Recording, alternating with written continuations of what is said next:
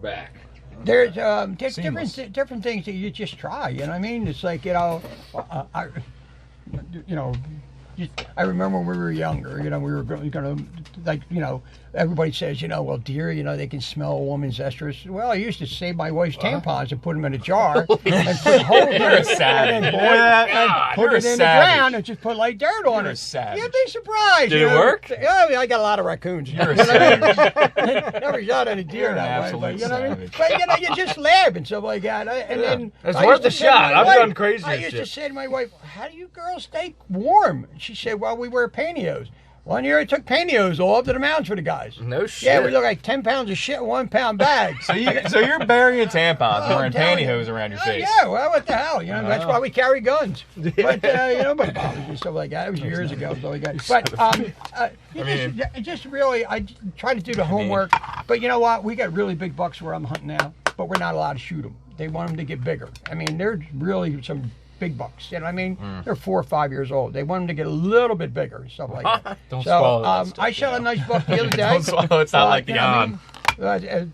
you can shoot the 6s. We try to take the old ones out, but there hasn't been any. But I mean, I had some pictures of deer this year. I had 6 big bucks together at my tree stand, and this is what I found to be true. This year, if you're going to hunt archery and you're going to put feed out, the first week is your best plot because that's when they all come in, because the does all come in and they all come in to see what's going on. I'll show you a picture. I got them on my phone. Like 6 of the biggest bucks. Like wow, you would kill anyone. And I have a 6-pointer. His horns are like this. It's just enormous. It's like, and he looked like the leader of the pack. But then we got a couple 10s and a couple 11s and stuff like that.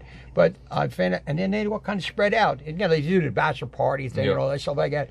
But in the beginning of the season, you know what I mean. So I shot 4 does. But I don't. My time at the time it was I just switched out. You know what I mean. Now I'm able to hunt weekends. Before Monday was my only day, but it's working out even better. But I just put a lot of time in, and that's why I like.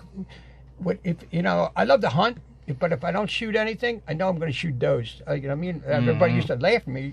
I shoot 15, 20 does a year. You know what I mean? I try to anyway. You know what I mean? And the more the merrier, because I have actually families I feed that don't have any money, and I've been doing it for years. Man. Yeah, right. Yeah, and then I actually have people come into work.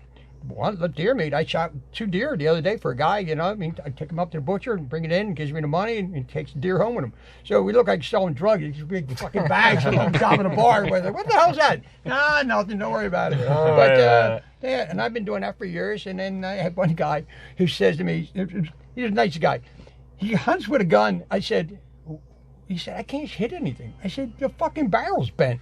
I said, what are they? You have to wait for them to jump in order to hit anything. So he said to me, oh, well, I said, can you shoot me a deer? I said, well, how many kids you got? He said, 4. Well, 1 deer will feed 1 child for a whole year. Yeah. So I called him on the phone. I said, bring a truck. He said, where are you? I said, I'm over to the farm. He said, did you get one? I said, yeah, I got 5. So bring a big truck. So I cleaned them all out and tagged them all up and come home, and when the fucking truck was like this going home. Dang. And him and his wife, they cleaned them all up themselves. You know what I mean? But that's what I do a lot of times. But you share it and stuff like that. And then I feed the homeless. I take it up there. I donate it to. I hunt up at Ronnie's.